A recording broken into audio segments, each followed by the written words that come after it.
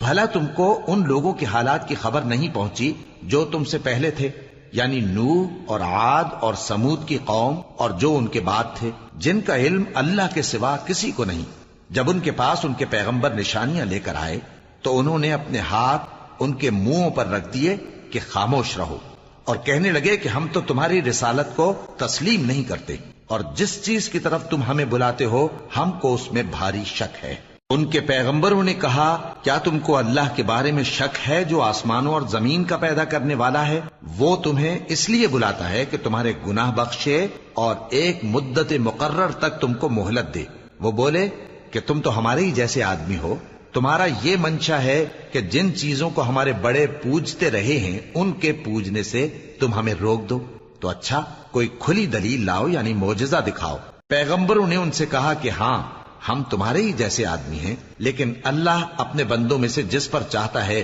نبوت کا احسان کرتا ہے، اور ہمارے اختیار کی بات نہیں کہ ہم اللہ کے حکم کے بغیر تم کو تمہاری فرمائش کے مطابق معجزہ دکھائیں، اور اللہ ہی پر مومنوں کو تو بھروسہ رکھنا چاہیے۔ اور ہم کیوں اللہ پر بھروسہ نہ رکھیں، حالانکہ اس نے ہم کو ہمارے دین کے سیدھے رستے بتائے ہیں، اور جو تکلیفیں تم ہم کو دیتے ہو اس پر ہم صبر کریں گے، اور اہل توکل کو تو اللہ ہی پر بھروسہ رکھنا چاہیے۔